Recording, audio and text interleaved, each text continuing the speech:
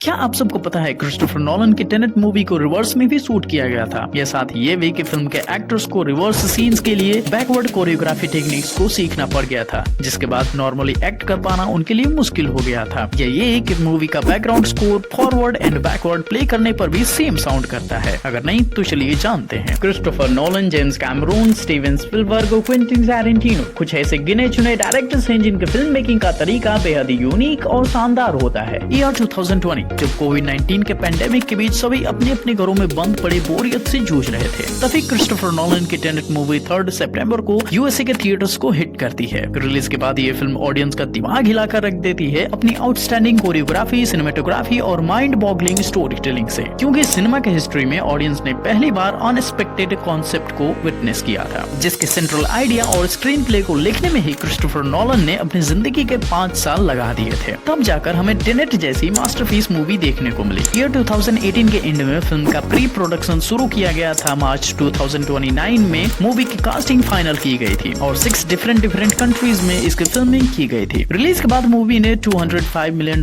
के बजट के साथ वर्ल्ड वाइड $365 मिलियन का डिसेंट कलेक्शन किया था, क्योंकि 90% ऑडियंस को तो फिल्म की स्टोरी और प्लॉट पहली बार में समझ में ही नहीं आया था। फिल्म में ढेर सारे साइंटिफिक थिंग्स होने की वजह से इसकी स्टोरी नॉर्मल लोगों को समझ में ही नहीं आ रही थी, जिसके चलते फिल्म मास ऑडियंस को अट्रैक्ट नहीं कर पाई। पर मेरे लिए ये film one of my favourite movies में से एक है। फिल्म 93rd एकेडमी अवार्ड की तरफ से बेस्ट विजुअल इफेक्ट का अवार्ड भी अपने नाम करती है। वैसे तो मूवी के प्लॉट को एक्सप्लेन कर पाना काफी कॉम्प्लिकेटेड है, पर अगर मैं इसे शॉर्ट में एक्सप्लेन करूं तो फिल्म का प्लॉट फोकस करता है इनवर्ट एंट्रोपी के कॉन्सेप्ट पर। फ्यूचर में एक ऐसी टेक्नोलॉजी बनाई जा चुकी है जो चीजों की बनावट को रिवर्स कर सकती है। नाउ जस्ट हम नील की जगह खुद को इमेजिन करते हैं, जहां हम प्रोटैगनिस्ट के साथ ए पॉइंट से एक सीधी टाइमलाइन में चलकर बी पॉइंट पर मौजूद टर्नटाइल तक पहुंच जाते हैं। प्रोटैगनिस्ट टर्नटाइल के अंदर चला जाता है और हमारे पॉइंट ऑफ व्यू से प्रोटैगनिस्ट वैनिस्ट हो जाता है। तो क्योंकि वो हमारे पास्ट में इन्वर्ट हो चुका होता है, तो फिर हम ए पॉइंट पर आ जाते हैं, जहां समहाउ हम प्रेजेंट और पास्ट को एक साथ एक्सपीरियंस कर पाए। तो हम देखेंगे कि पास्ट का प्रोटैगनिस्ट बैकवर्ड एक्ट कर रहा होगा और प्रेजेंट का प्रोटैगनिस्ट हमारे साथ नॉर्मली एक्ट कर रहा होगा। अगर फिर भी तुम्हें समझ में नहीं आ रहा है तो तुम YouTube पर tenet a basic inversion visualization search कर सकते हो। ये वीडियो वेलवी कॉफी स्पिल का है, जो इसे सिंपलिस्टिक वे में एक्सप्लेन कर देगा। ये कॉन्सेप्ट अपने आप में ही बहुत ही कॉम्प्लेक्स है, जिसे प्रॉपर नॉलेज के बिना एक्सप्लेन कर पाना बहुत ही मुश्किल हो जाता है। बाकी मूवी में जॉन डेविड वाशिंगटन और रॉबर्ट पैटिंसन ने लीड रोल को प्ले किया है। मूवी साइंस के कई प्रिंसिपल्स और थ्योरीज को यूज एंड थ्रो भी करती है, जैसे the second law of thermodynamics, Maxwell's demons thought experiment, the grandfather paradox and observer theory. Nolan का मानना है कि साइंटिफिक मेथड एक ऐसा तरीका है जिससे हम अपनी दुनिया की चीजों को समझ और सीख सकते हैं। मूवी के बैकग्राउंड स्कोर के लिए नोलन अपने फेवरेट हैंस जिमर को अप्रोच करते हैं, पर उस वक्त हैंस जिमर जो उनके बैकग्राउंड स्कोर को कंपोज करने में बिजी थे, तो उनकी जगह लुडविग गॉर्डनसन को चूज कर लिया जाता है, जिन्होंने अपनी रिसर्च के बाद एक ऐसी मेलोडीज को चूज किया जो forward and backward same sound करे। टेनेट शब्द एक 2 डायमेंशनल स्लेट पर लिखे 5 शब्दों में से एक है। स्लेट को सैटर स्क्वायर के नाम से भी जाना जाता है, जिसमें लिखे शब्दों को आगे पीछे ऊपर नीचे पढ़ने पर सेम साउंड करते हैं। जो शब्द फॉरवर्ड बैकवर्ड रीड करने पर सेम साउंड करते हैं उन्हें पैलिंड्रोम्स, और जिन शब्दों को बैकवर्ड रीड करने पर अलग साउंड करते हैं उन्हें एंड्रोम्स वर्ड कहते हैं। फॉर एग्जांपल, टेनेट जो पैलिंड्रोम्स वर्ड है, सैटर जो कि एंड्रोम्स वर्ड है, जो इन रिवर्स रोडहास हो जाता है। Interstellar, Inception, the Prestige, Dunkirk, the Dark Knight और recently released Oppenheimer. Christopher Nolan के डायरेक्शन में बनी ये कुछ ऐसी मूवीज हैं जिनके हाई स्टैंडर्ड को कैचअप कर पाना बाकी फिल्मों के लिए नेक्स्ट टू इम्पॉसिबल हो जाता है। आज के वीडियो के लिए बस इतना ही। मिलते हैं अपने अगले वीडियो में।